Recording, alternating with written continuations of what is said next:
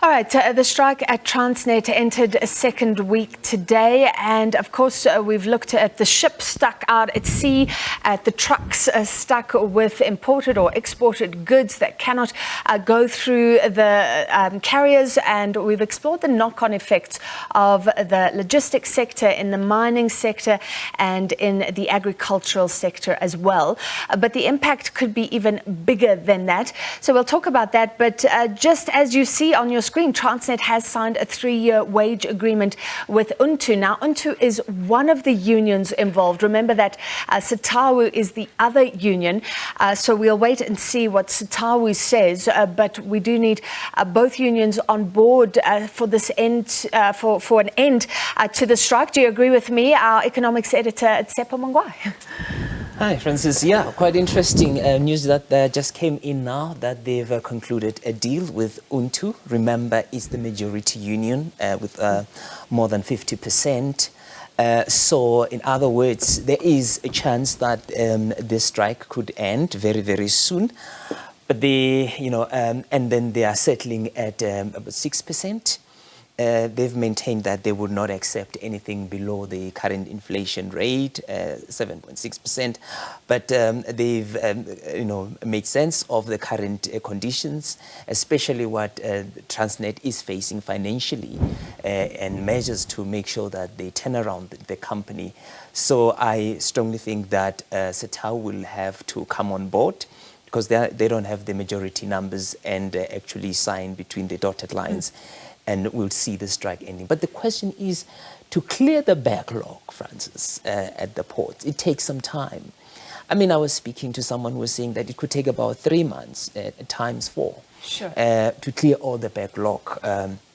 So it's concerning a little bit, but we're happy that perhaps, this could soon be behind us. Yeah, it's even a victory for workers in a sense. We were speaking to Terry Bell, the Labour analyst, a while back, and he was saying, imagine the impact on workers in the mining sector, in the agricultural sector. Given the knock-on effects, it's workers who could suffer if those exports don't go. Absolutely. I mean, Transnet provides the backbone of this economy. And, we always talk about concentration in the economy. That's the risk of having one big company that controls the whole entire value chain in a sector. So once it's not able to provide a service, it affects all other industries. And the knock-on effect goes beyond that. And you can clearly see that agriculture is being affected. Mining also, they're not getting those raw materials on time. I mean, these things are contractual. South Africa is competing with the rest of the world. Yeah. And if they are not able to deliver or repeatedly miss their schedule, the world would look at them and like, you're not a reliable customer. We look elsewhere, because we know once a year there will be a time where we cannot get your produce, that we cannot get your commodities on time. And then we will start seeing those numbers coming down in terms of mining output. And that will hit us directly in terms of our revenue collection. And we're talking basic services that government must provide to the people, and they will not be able to do that because they will not have enough money to do that. And investors want ports that are working, and logistical networks that are functioning. We've looked at the mining sector. So the Minerals Council saying the strike could be costing exporters close to 10 billion a day. That's lost, but maybe easier for them to make up. Then agriculture is huge. Do you think bankers are even worried right now? Well, for agriculture to do their production, to farm, plant, they need money, and they usually go to a bank and get money. So obviously the banks have been watching this thing very closely, because doing farming and produce for export, it requires additional funds. It's expensive.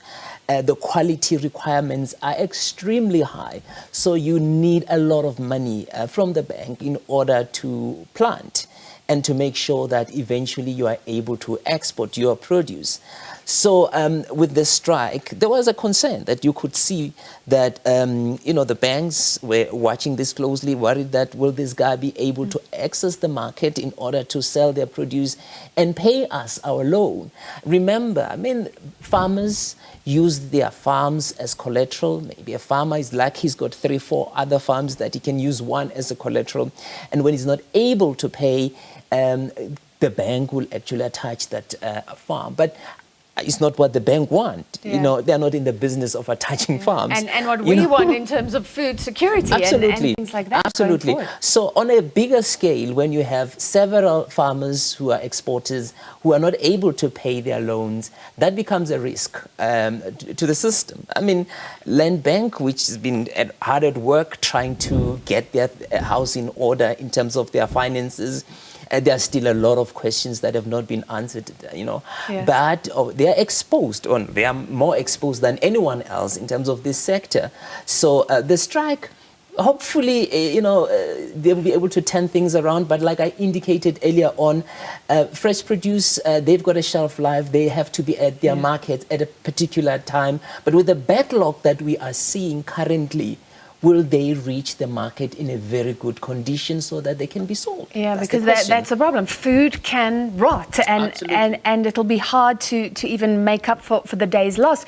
So very quick question, finally, what was the state of the agricultural sector sort of heading into this strike? Well, when we started the year, it was looking quite good. Remember, we've got how many? About just under 1 million jobs that are created in the sector. So it is quite a big sector. It's involved in agro-processing, of course, food security in our sector. So it is a very, very important sector. It has been struggling because of high input costs, fertilizer and so forth, but it remains a very and diesel we sector. discussed in the past Absolutely. as well. Thank you so much, economics editor here at the SABC, Tshepo Mongoai.